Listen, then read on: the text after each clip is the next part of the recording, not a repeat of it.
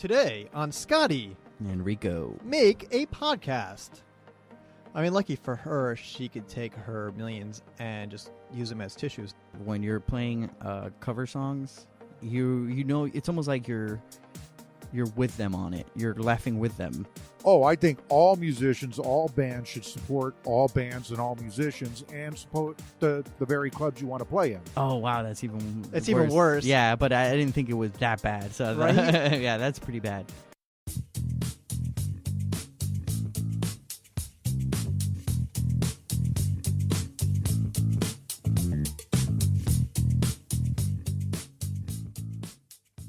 So I want to know, you've been doing the running and preparing for this half marathon you maybe agreed to? Right. So you have been, I have not. And the reason it's because I want to give you time before. Let me catch up to you. Let me catch up to. Yeah, that makes a lot of sense. I'm just kidding. I just been lazy and caught up in other endeavors. No. I wasn't saying that to give you a hard time. Yeah, I was saying that because since we've been getting ready for this podcast, I started thinking about what am I listening to when I'm running. I gotcha. Right? I notice a lot of my music. I got a lot of Radiohead and Muse and Arctic Monkeys. Those guys get me going. Yeah, the Arctic Monkeys was always on my running list because especially the old Arctic Monkeys with the faster, right now they're more like a ballady kind of music and they kind of... Oh, yeah. So they have the new album, which is just AM. I think it stands for Arctic Monkeys. Okay. I'm listening to that album, and it's like I like every song off that album. Yeah, it's good. Are You Mine? Like, everything is just such a great album. And I was talking to our friend Adam, and he's like, well, the new album's okay, but the old stuff is where it's at. And I think they're just different. I think that old stuff is more punk, kind of, not punk, but like rocking kind of. The new stuff is, like I said, it's more ballady and more, there's a lot more...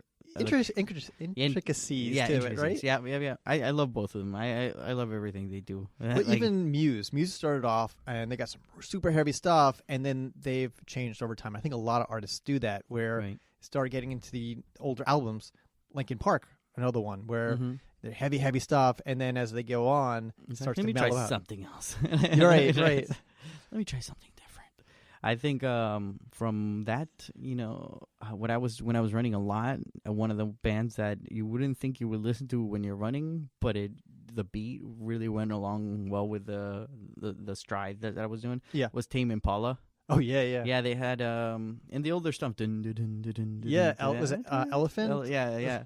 And then the newer one, Current. That I love that album, Currents. I don't know if I haven't heard it yet. Oh God, it's amazing. Every song in that album is one of those few albums where you can listen to front to back without skipping a beat. See, I think Tame Impala is as if they took White Stripes and Led Zeppelin and just mushed them together. Yeah. I can see that. And there's another artist. I went looking at what's new, what's out there, and I heard this brand new Jack White song. And that guy can make a song sound so amazing every time. I haven't heard it.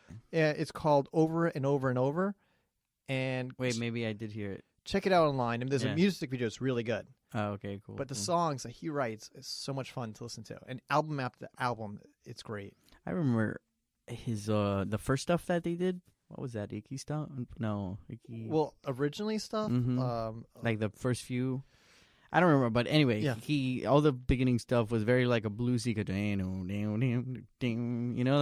and Hello Operator is like one of the older songs they have, right? And it's very bluesy, bluesy, right? So all that stuff, it was really good. I loved his original, the original tracks, and then he's a little more experimental along the way. Yeah. He lost me for a few. Like I think when Orchid came about, Blue Orchid, I kind of. Do you know what the song's about? No.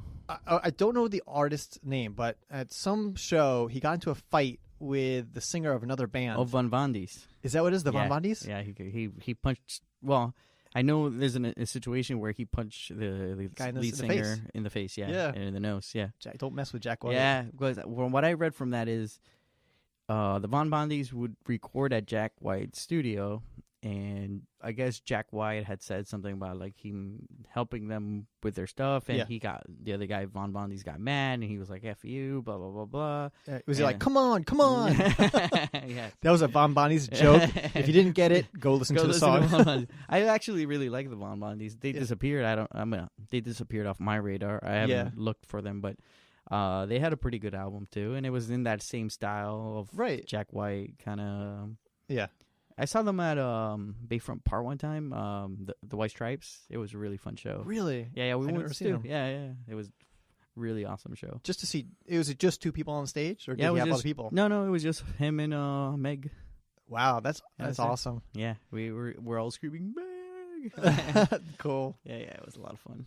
I heard that he came up with Seven Nation Army, preparing for a show. He was just doing a sound check, and he just boom. Boom, boom, boom, boom, boom. Right? Mm-hmm. It's just an amazing riff that has stand the test of time, right? I think what helped those guys too was at the time MTV was still slightly MTV, and those videos were very mesmerizing. Remember when he had like that video, and there was something about that rhythm and the visual part. Yeah. Around that time, that's when all the video thing kind of died out. And it was around just before that, so You don't think YouTube has helped keep music videos going? It's helped them keep going, but I think there's so much now that it's hard to, you have to search it. You have to look. There's not a place that feeds it to you. You know what I mean? And which is a good thing, but also a disorienting thing, because you have to really search and go through so much garbage, and it was easier when someone kind of filtered through some of that stuff, someone with good taste. But at the same time, when it became more, I think, from my opinion, when it became a lot more, sterilized, it was a lot of same stuff, right? Yeah. Like a band would come out, and all of a sudden, a million other bands that sounded the same were on TV, right? Right, yeah. And I used to think that it was the effect of, with this band, they're copying this band, right? Mm-hmm. But I don't think it was that. Now I don't think that's the case. I think this band made it slightly popular, so they went out and found more artists like more just like that to kind of cater to them. But they weren't that one band, or they don't, Right. So it was like, we're like overflooded with kind of garbage, Which is what happened with the Seattle sound, right? So you had Nirvana and Soundgarden. They found Pearl Jam and Stone Temple Pilots, and they just went out. Look, these bands were already sounding like that, and they just were like, "All right, we need more of that, more of that." Right. And I think this is. I don't know if I mentioned in the last podcast, but I think I have a theory. We only remember the good thing of that era, but there was probably a lot of garbage there. But then it doesn't stand the test of time. You know what I mean? Yeah. During this era, there's going to be some bands that were like, "Oh yeah, they were so great. It was the greatest era." And then go back and listen to it. Yeah, like, why did I listen to that? And there's some bands that we forgot that they existed in that era. I see that now too. Like, it's so funny getting to the age that we're, a couple of generations now. Yeah. Like we're about 3 generations away from 15. I think I read that the boy from Nevermind in the pool is going to college now. Yeah, something like that. Yeah, he must be older than that. That was 20 years ago. He's 20. He's 20 something. Yeah. So 25. Wouldn't he be 20? Isn't it 25 years now? I'm really bad at time. So. Yeah, I don't know. Okay. I think it's around that time, 25 or something like that. Anyway, so I see my sister, Connie, is about 8 years younger than me, I think. Okay. So she is getting to a place where she's remembering her 15-year-old self. Yeah. And the memes are, Panic at the Disco, all those bands around that time. And it's funny to me because those still feel pretty new to me. Right. You know what I mean? They're still free. They're like, that was only like 5 years ago. Right. But no, it was like 10 years ago, 10, 15 years ago. And we're away now, like we're like Green Day and things are becoming our classic, their classic rock. It's crazy. It's crazy to think about that, and how if I turn on a classic rock station, I could hear Pearl Jam along with like the Beatles. Yeah. That's not right. And I think, I don't even know. Is there, because when we were younger, the classic rock station had like stuff from the 60s and the 70s, right? Yeah. If you went to the oldies station, they had like stuff from like, I don't know, like 50s, right? 60s, yeah. and now oldies stations have like 70s stuff. You know what I mean? I wonder, is oldies playing Guns N' Roses? Yeah, Yeah. Eventually they will. I don't think they're there yet, but I think oldies are playing, stuff from like 60s. You know. So here's something. I used to get done with the show, and as the bass player, that means that all the guys come up to me. I don't know what it is, but it's a true statement. So I always get the thing where I get this old guy like, "Do you like Rush? Do you like Yes?"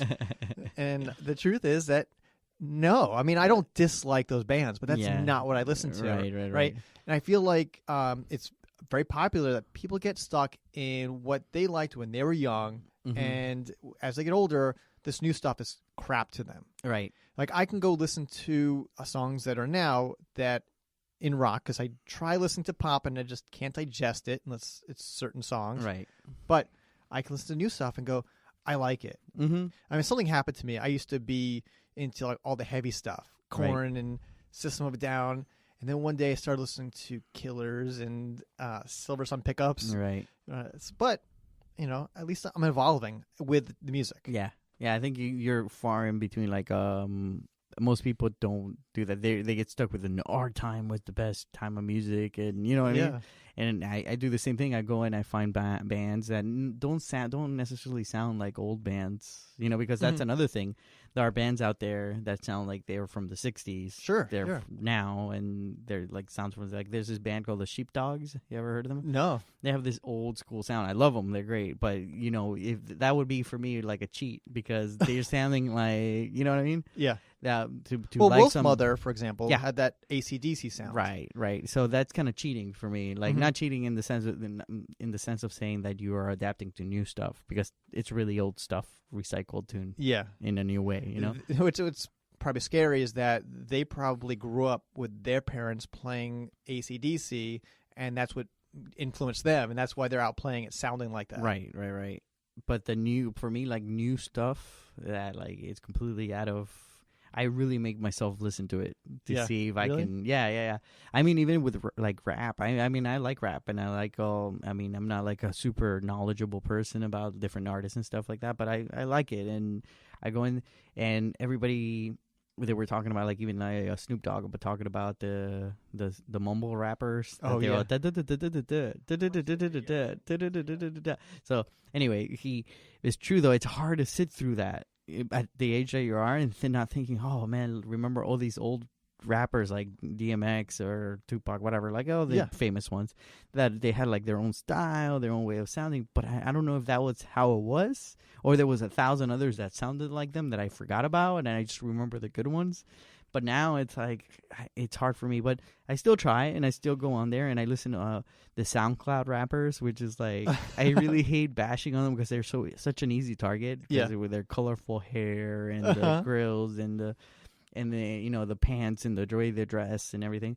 But you also have to respect that's their artist. Art. Yeah. Like I think there's the easy target to be like, oh look, how do we get here from there? Yeah. But you know what? That's probably exactly what they used to say about DMX or, I mean, someone was like, oh, the Sugar Hill Gang. That was really, you know what I mean? Like, these artists now are trying to break away and make their own thing, and it is an art. Yeah. So they're doing the thing, and you can't bash it. Art, music's subjective anyway. So. Sure.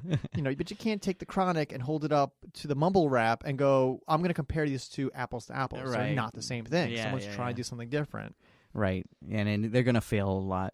When you're trying something different, you're going to fail. You're going to do something that might not be good. Or, you might be an artist that wants to do that mumble rap, and you don't care if all these other people hate your music. But if you get somebody out there that they're making millions. Right. That's the other piece where that's where I have the duality of I want to respect the artist and I want to respect the new stuff that's coming. But there's a part of me, too, that sees it as they are being coerced in a way by the money to be an entertainment. Yeah.